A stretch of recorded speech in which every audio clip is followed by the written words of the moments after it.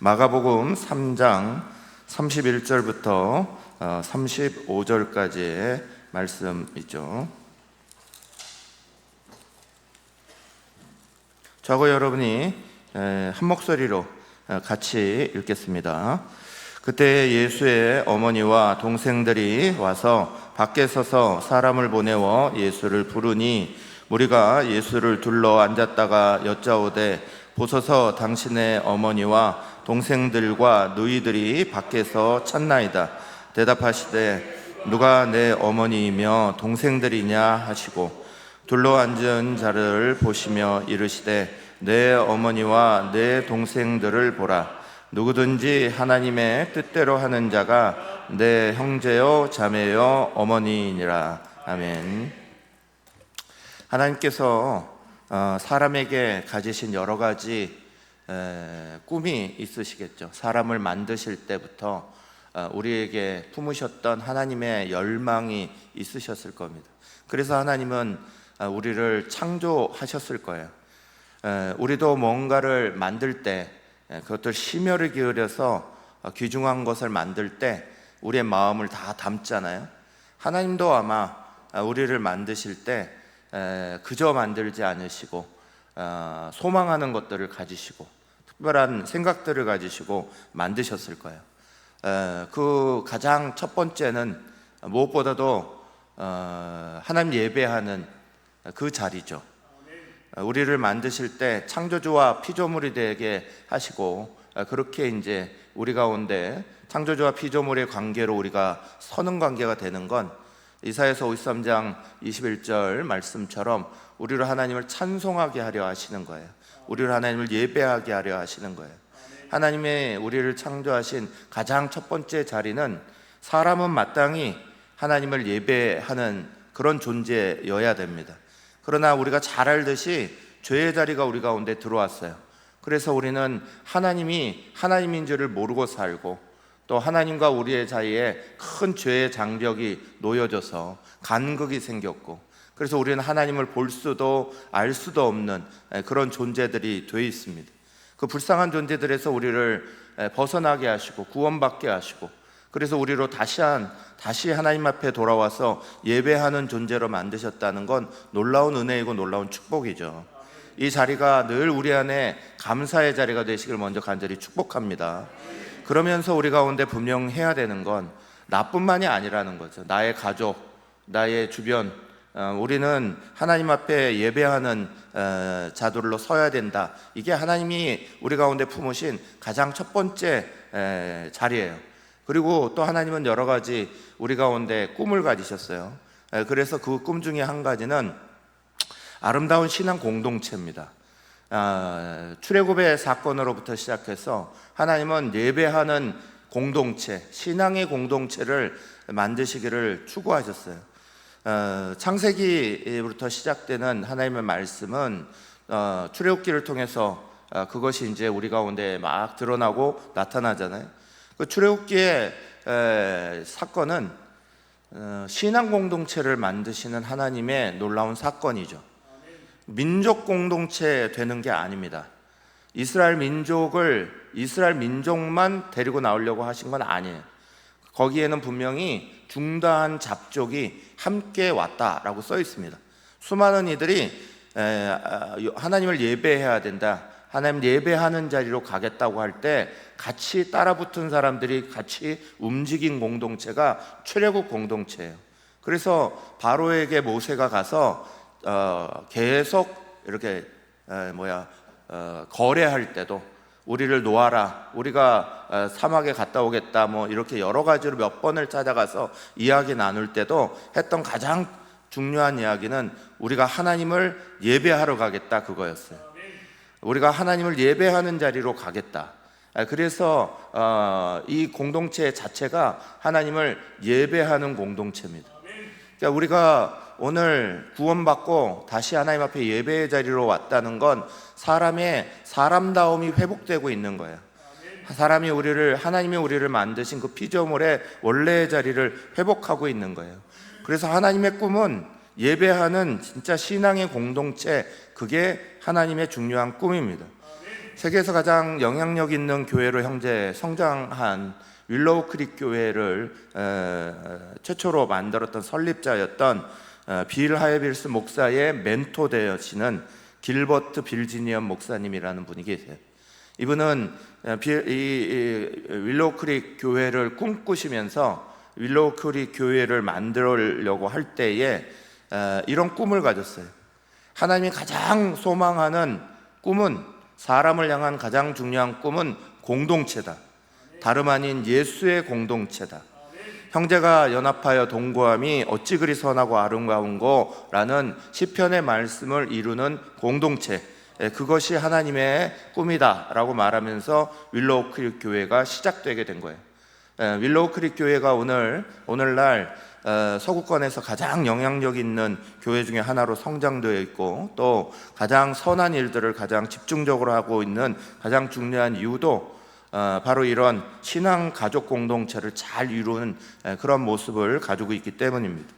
하나님의 꿈은 열매 맺는 공동체이기도 합니다. 그래서 예수님은 요한복음 15장 5절에서 이렇게 말씀하셨죠. 함께 읽겠습니다. 나는 포도나무요 너희는 가지라. 그가 내 안에 내가 그 안에 거하면 사람이 열매를 많이 맺나니 나를 떠나서는 너희가 아무것도 할 수 없습니다. 아멘. 지난 주일날에 부목사님께서 이렇게 말씀을 전할 때도 이 요한복음 15장에 있는 포도나무 가지, 우리 예전도사님이 전할 때도 이 본문을 가지고 쭉 말씀을 전했는데, 우리는 예수님의 포도나무에 붙어있는 가지죠. 그래서 우리 제자훈련 제가 이렇게 쭉 진행할 때는 몇 가지 중요한 구호가 있어요. 그 구호 중에 아주 중요한 구호 중에 하나는 붙어만 있자예요.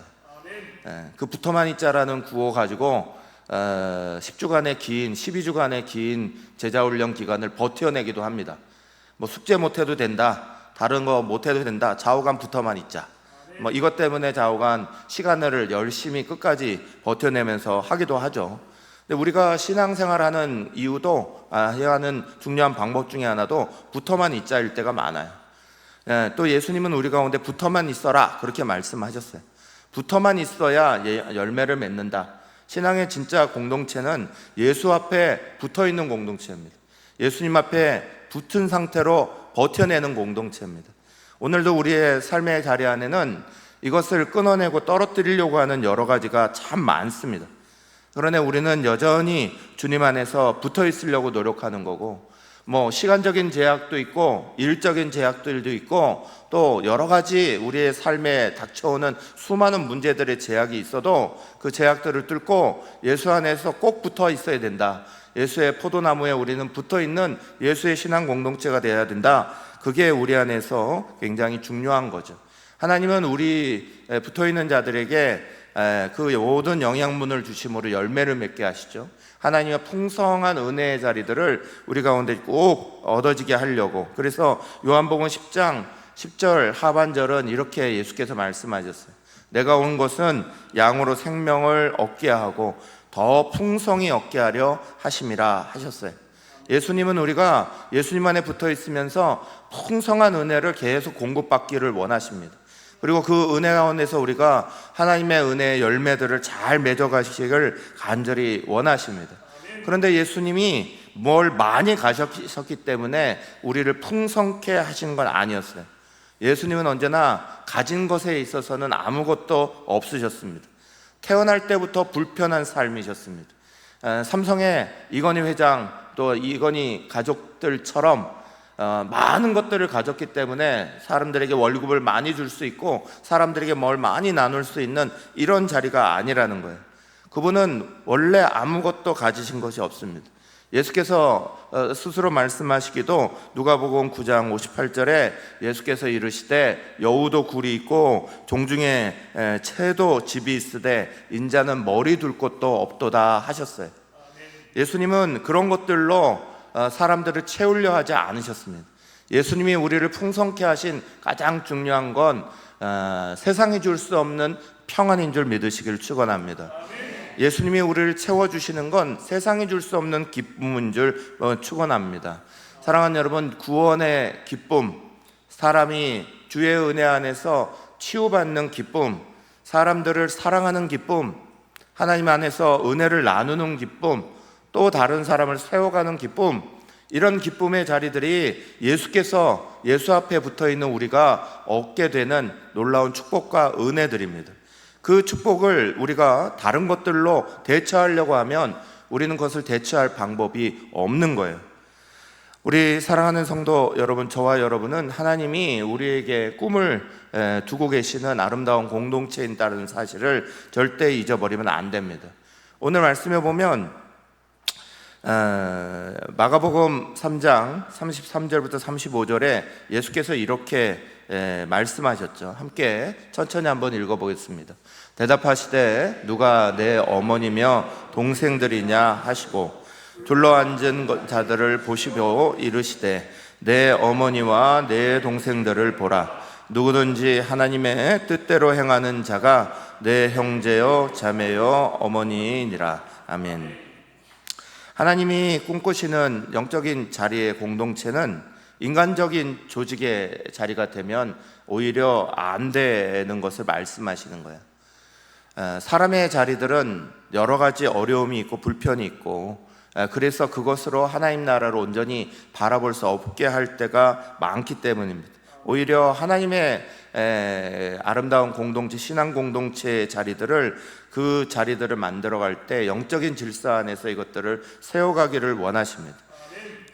하나님께서 이것들을 우리 가운데 이렇게 주실 때에 아름다운 영적 공동체를 통하여서 우리 가운데 하길 원하시는 자리들이 있고 하길 원하시는 방향들이 있습니다. 사람의 혈연관계들이 잘못됐다는 게 아니죠. 그러나 그것으로는 불충분하다는 거예요. 충분치 않다는 거예요.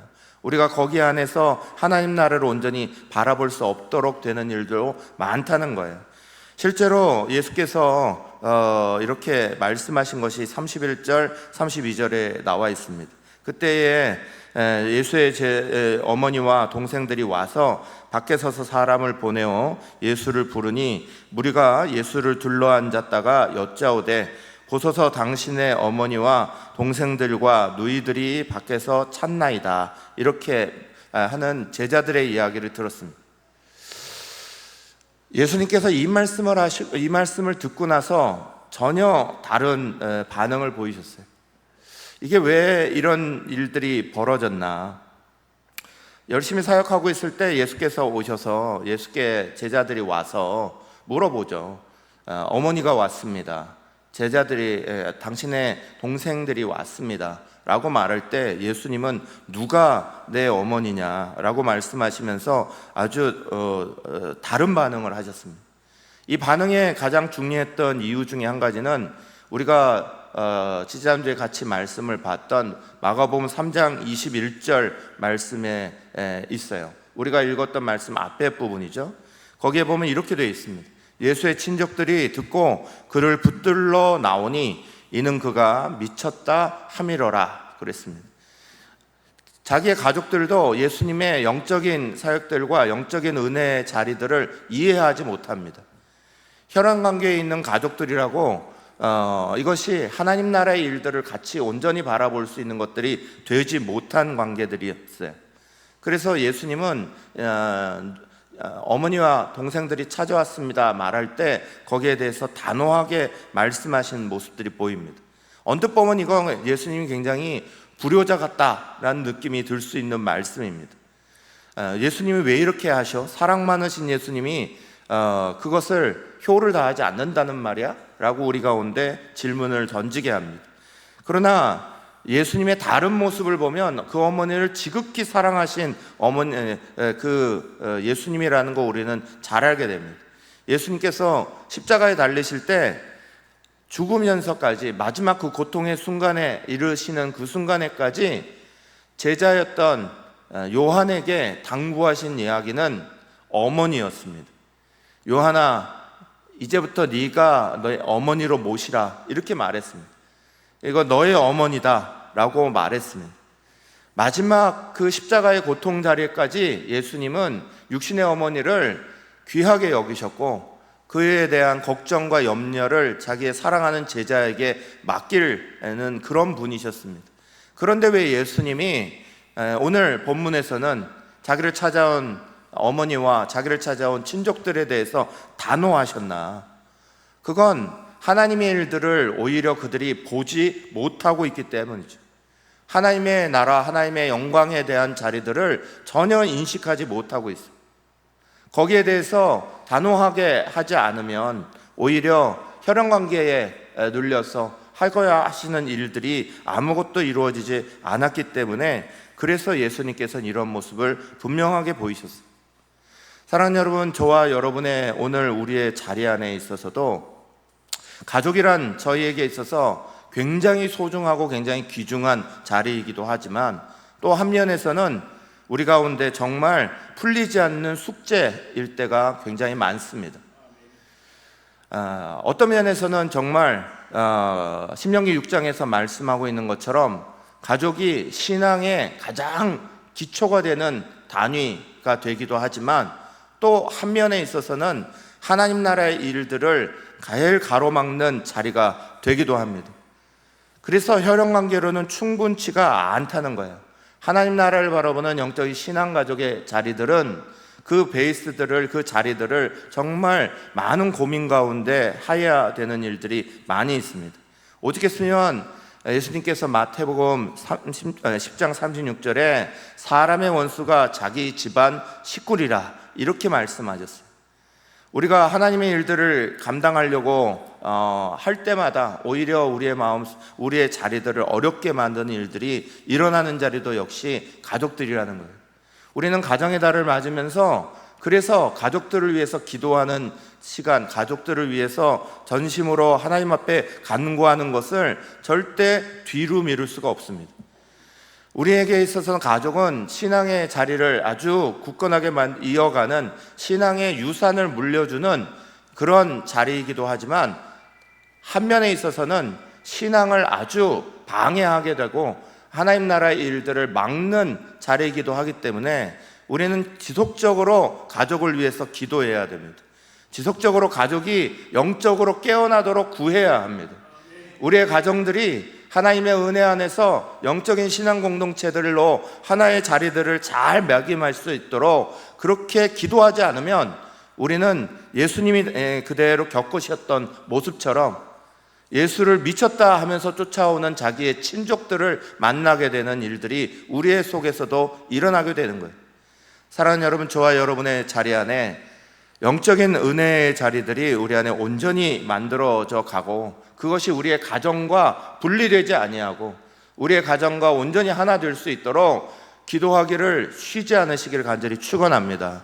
성령의 은혜의 역사들이 우리 속에 온전히 일어나도록, 우리가 한 마음으로 하나님 나라를 바라볼 수 있는 역사들이 일어나도록 가정을 위해서 열심히 기도하시고, 또 우리 교회 신앙 공동체가 그런 모습이 되어갈 수 있도록 지속적으로 기도해야 되는 거지, 그렇지 않으면 가족은 지금 예수님이 겪으셨던 문제처럼 우리에게 있어서 때로는 큰 걸림돌이 되는 상황들이 굉장히 많이 있습니다. 사랑하는 여러분, 저와 여러분이 우리의 가정에 대하여서 우리의 가정은 우리의 가장 중요한 선교지다 하는 생각들이 저와 여러분의 마음속에 꼭 있으시기를 간절히 축원합니다. 우리 한번 같이 해보시죠. 가정은 선교의 최전방이다. 가정은 선교의 최전방이다. 가정이야말로 선교의 가장 중요한 최전방입니다.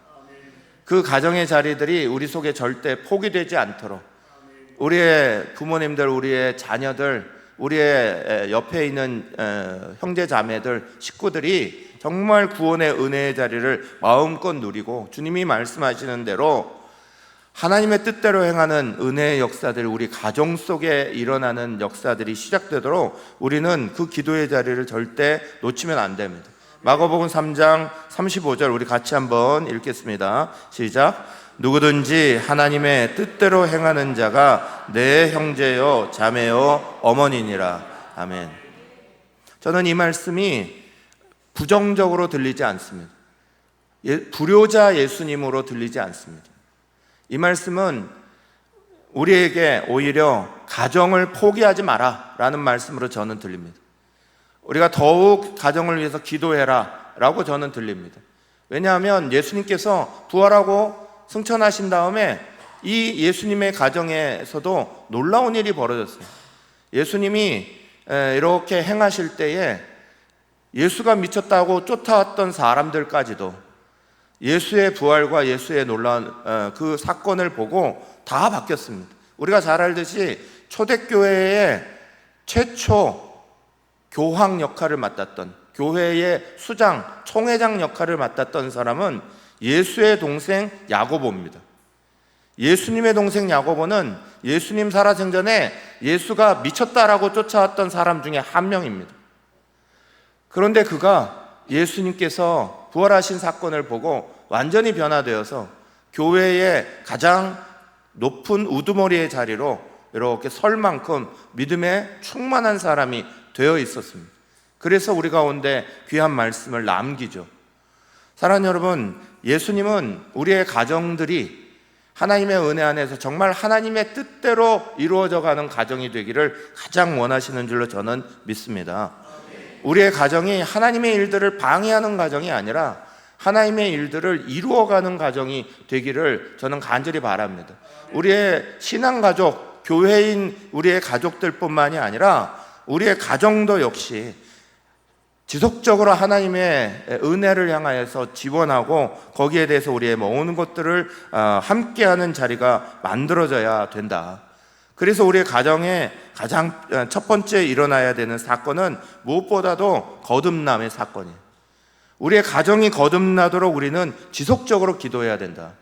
우리 교회 공동체의 자리들도 늘 거듭나도록 기도하고 간구해야 하지만 무엇보다도 우리 육신의 가정의 자리도 반드시 거듭나도록 기도해야 된다.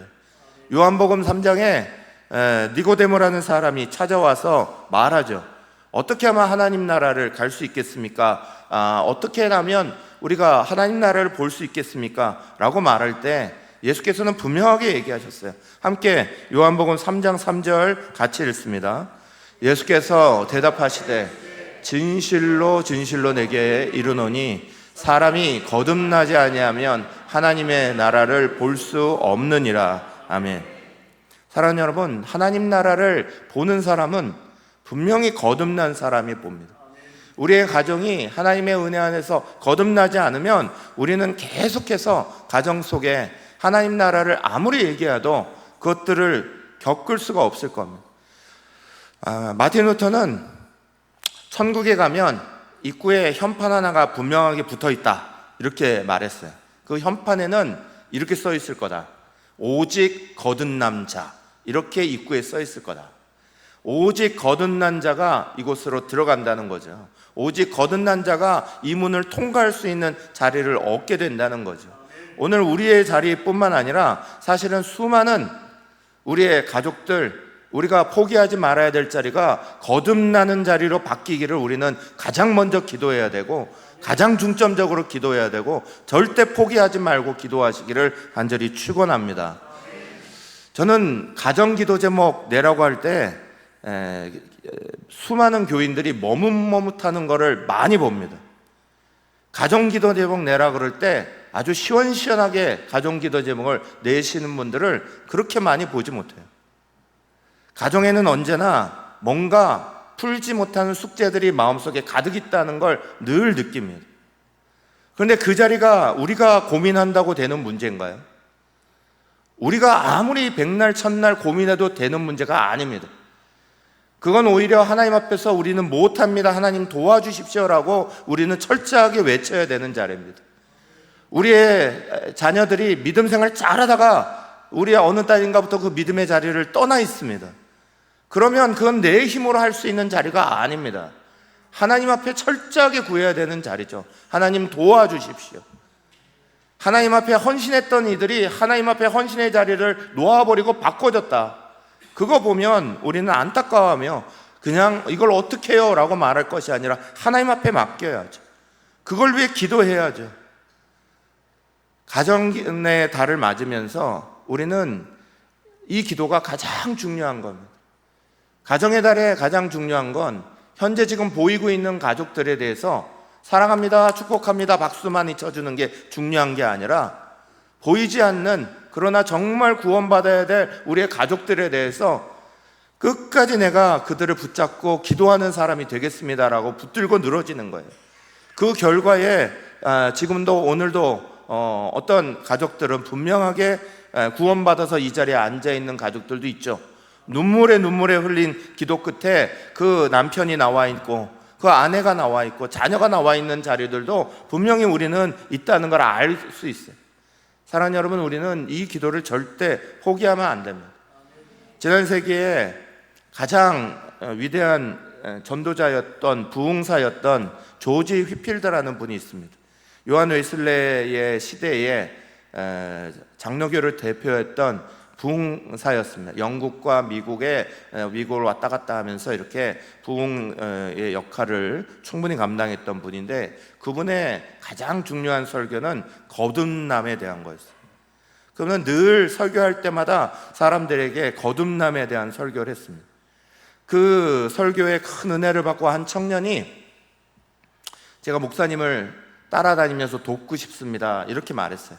그래서 그 청년이 따라오도록 허락해주고 같이 여러 곳을 다니면서 계속 하는 그 설교를 이분이 이제 이 청년이 같이 동행하고 또 가방도 들어드리고 또 여러 가지 심부름도 해드리고 이러면서 계속 따라다녔습니다. 근데 이 청년이 처음에는 굉장히 흥분하고 굉장히 좋아하더니 시간이 갈수록 점점 시들시들해졌어요. 그러고는 어느 날인가는 드디어 이 조지 휘필드를 목사님에게 이렇게 말했어요. 제가 이제까지 목사님 설교를 계속 들으면서 이제는 인내의 한계를 느낍니다. 제가 지금 목사님을 따라다닌 지가 벌써 꽤나 오래됐는데 계속해서 목사님은 왜 다른 레파토리가 없으십니까? 설교가 그렇게 왜 다 똑같은 거듭남에 대한 것들만 계속 주시고 있는 겁니까? 라고 얘기했어요. 제가 이 거듭남에 대한 설교만 무려 70번이 벌써 넘게 들었습니다. 이 설교 말고는 다른 설교는 목사님 없으신 겁니까? 이렇게 얘기했습니다. 그때 이 목사님이, 조지 휘필드 목사님이 이 청년을 꽉 붙잡고는 아니지, 왠 줄 아는가? 자네가 거듭나야 되기 때문이야 라고 말했다고 그래요. 설교를, 거듭남에 대한 설교를 지겨워하는 사람들이 있어요. 그런데 그 설교는, 그 거듭남이라는 자리는 거듭남을 맛본 사람들에게 있어서는 언제나 즐겁고 기쁜 기억입니다. 행복한 기억이에요. 그러나 거듭남이 없는 자들에게는 늘 그것이 딱딱하고 무겁게 느껴지는 주제로 다가오게 되어 있습니다. 어느 교회 목사님이 부임을 하셔가지고 그 교회에서 계속 부임 후에 설교하시는 내용이 똑같은 설교였습니다. 3개월을 사람들이 듣다가 도저히 이거는 이분이 아무래도 실력이 없으신 것 같다, 이런 결론이 내려지기 시작합니다. 웅성웅성하는 것들이 막 시작하더니 드디어 6개월째 당회가 소집됐습니다. 그리고 장로님들이 목사님에게 간곡히 얘기했습니다. 우리 교회에 맞지 않는 것 같으니 다른 교회로 옮기시면 좋겠습니다.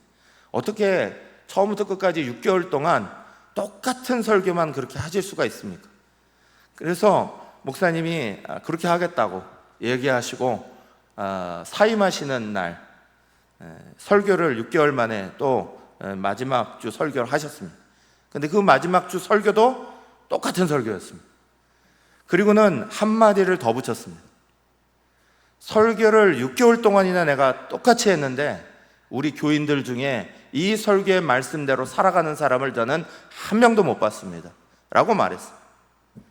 사랑하는 여러분, 우리가 70번을 들었던, 100번을 들었던, 10,000번을 들었던 같은 이야기를 수없이 듣는다고 하더라도 듣는 게 중요한 게 아니라 우리의 마음속에 거기에 대한 기쁨과 감격이 얼마나 넘치고 있느냐, 그게 중요한 거죠. 찬양팀들이 같은 곡들을 한 달에 한 번, 2달에 한 번 돌려서 해도 다 은혜 받습니다. 근데 설교는 사람들이 매주 달라야 된다고 생각합니다. 매주 다른 것, 매주 또 다른 지식. 여러분, 설교를 듣는 이유가 뭡니까? 우리의 머리 키우려고 하는 건가요? 우리의 생각의 자리를 넓히려고 그러는 건가요? 말씀을 듣는 제일 중요한 이유는 그 말씀으로 우리가 살아내기 위해서죠. 그 말씀을 또 듣고 또 듣고 하는 것들이 우리에게는 오히려 훨씬 더 중요합니다. 특별히 거듭남에 대한 건 들어도 우리는 더 많이 들어야 될 뿐이지. 사랑하는 여러분, 니고데모는 똑똑한 사람이었습니다. 니고데모는 공회원이었습니다. 국회의원이었고 정치의 지도자였고 종교 지도자였습니다. 그는 선생으로, 스승으로, 랍비로 살았을 뿐만 아니라 정치적으로도 뛰어난 사람이었어요. 또 다른 사람에게 존경도 받았던 사람이에요. 그럼에도 불구하고 거듭남이라는 것에 대해서 그는 알 수가 없었습니다. 왜냐하면 거듭남은 그의 머릿속에 들어와 있는 상식적인 이야기가 아니었으니까요. 그에게 그 거듭남에 대한 이야기를 할 때에 우리는 니고데모와 또 바리새인들과 당시에 있던 종교 지도자들의 입장을 잘 생각해야 하셔야 돼요. 그건 성령님에 대해서 경험하지 못했기 때문입니다. 예수님 오시기 전에 400년이라는 시간이 공백 기간으로 주어졌습니다. 예수님 오시기 전에 말라기로부터 마태복음, 마가복음이 쓰여졌을 그때까지의 시간을 우리는 신구약 중간기 이렇게 얘기합니다. 신학적으로 신구약 중간기는 무려 400년이었습니다. 이 400년의 이야기가 있다는 건 무슨 얘기인 줄 아시나요? 성령은 구약에서 원래 왕과 제사장과 선지자에게만 주어졌던 겁니다. 근데 이 400년 동안에 선지자들이 한 명도 나오지 않았다는 겁니다. 말라기 이후에 아무도 선지자가 오지 않았다는 겁니다. 선지자가 오지 않았다는 건 성령이 임한 사람이 어떤 사람이라는 걸 아무도 몰랐다는 이야기예요. 보지 못했다는 이야기입니다. 그래서 그들은 성령이 임한다는 것이 무엇인지를 알 수가 없었습니다. 그들은 성령을 이야기하시는 예수님이 이상하게 느껴졌습니다. 그래서 니고데모는 물어봅니다. 요한복음 3장 4절. 니고데모가 이르되 사람이 늙으면 어떻게 날 수 있사옵나이까? 두 번째 모태에 들어갔다가 날 수 있사옵나이까? 똑똑한 사람이 엄마 뱃속에 내가 다시 들어갔다 나와야 되는 것을 거듭남으로 말할 정도로, 유치원생처럼 말할 정도로 성령에 대한 것은 이 거듭남에 대한 것들은 성령의 은혜 아니고는 알 수가 없었습니다. 그런데 그들은 400년의 시간들 동안 아무도 성령이 임하는 것들을 경험해 보지 못했습니다. 오늘 살아가는 저와 여러분은 니고데모보다 훨씬 좋은 시대에 살아가는 겁니다. 왠 줄 아세요? 성령이 오늘 우리에게는 왕과 제사장과 선지자에게 임한 것이 아니라 모든 사람에게 모든 시간에 다 임하고 계시니까. 저와 여러분의 은혜의 자리는, 저와 여러분의 삶의 자리는 성령님이 어떤 분이라는 걸 너무너무 잘 아는 시대에 살아가고 있으니까. 저와 여러분의 삶의 자리 속에서 거듭남의 간격이 우리 속에 계속 일어나기 위해서는 성령님이 가르쳐 주시는 것들을 분명하게 느끼고 깨닫고 그분과 함께 할 때에 충분히 누릴 수 있는 거예요. 니고데모는 그걸 몰랐죠. 알 수가 없었죠. 예수 당시에 바리새인들 그 누구도 성령의 역사라는 게 어떤 건지 몰랐습니다. 오늘도 우리 아침에 목회자들과 같이 말씀 볼 때 귀신 들렸다가 일어난 사람은 쫓아내는 것들을 보면서 그들은 예수님을 향해서 이 사람이 바알세불에게와 같이 일한다고 그렇게 얘기했습니다. 귀신이 아니고서는 어떻게 성령의 역사의 일들을 일으키는지 그들은 알 수가 없었습니다. 왜냐하면 본 적이 없으니까. 무려 400년 동안 앞에 선지자 한 명 오지 않았던 시대에 그들은 살았으니까. 그런데 오늘은 아닙니다. 오늘 저와 여러분의 자리는 성령님이 와 계신 자리에 살아가는 거예요. 누군가 특정한 인물에게 임하는 자리가 아니라 서른과 여러분과 저와 모두에게 한 사람 한 사람에게 다 임하신 성령님을 만나는 자리에 있습니다. 그 거듭남의 은혜가 어떠한 것들이고, 거듭남으로 우리가 살아가는 자리가 어떠한 것이고, 사랑의 놀라운 자리가 어떠한 것인지를 성경은 우리 가운데 분명히 가르치고, 그것을 우리는 느낄 수 있는 자리에 살아갑니다. 그래서 고린도전서 12장 3절은 분명히 말하죠. 12장 13절, 우리가 이것을 말하거니와 사람의 지혜가 가르친 말로 아니하고 오직 성령께서 가르치신 것으로 하니 영적인 일은 영적인 것으로 분별하느니라. 아멘. 사랑하는 여러분, 우리가 신앙의 가족이 되고, 우리의 가족뿐만이 아니라 우리의 보이는 신앙의 가족들뿐만 아니라 아직 믿지 않는 우리의 가족들에게 거듭남의 은혜들이 선포될 수 있도록 이것을 위해서 계속 기도해야 되는 중요한 것 중에 한 가지는 바로 성령께서 이것을 인도하시는 역사가 우리를 통해 시작될 거기 때문에 그래요. 입을 다물고 또 기도하지 아니하고 멈춰 있고 그것들을 중요하게 여기지 않는 우리들의 마음을 몰아내시고, 우리의 가족이 구원받는 건 너무너무 중요합니다. 믿지 않는 가족이 내 가족 안에 있다는 건 너무너무 중요한 일입니다. 주님, 이걸 나는 포기할 수 없습니다. 내가 철저하게 이것들에 대해서 기도하겠습니다. 간구하고 기도할 때 하나님은 그 은혜의 자리들을 여시는 거예요. 쉽게 생각하지 마시고, 우리 5월의 달, 가정의 달이라는 것을 딱 만날 때마다 올 한 해 하나님께서 반드시 그거 허락하시기를 위하여 기도하시고, 만약 올 한 해도 그것들이 되지 않았다면 인내하시되, 그러나 가정의 달을 만날 때마다 우리는 반드시 우리의 생애 가운데 우리 아버님 어머니들이 돌아가시기 전에, 우리의 삶의 자리가 끝나기 전에 반드시 구원시켜야 한다. 은혜 받게 만들어야 된다. 거듭나게 만들어야 된다. 하나님의 역사 가운데 있게 해야 된다. 사명과 같이 느껴야 합니다. 잃어버린 자녀들이 있다면 그 잃어버린 자녀들이 탕자의 자리에서 반드시 돌아오도록 그 아버지가 밖을 보며 계속 기다리고 있었던 것처럼 우리도 역시 밖을 쳐다보며 계속 그들이 돌아오기를 구하고 구하는 자리에 서 있어야 됩니다.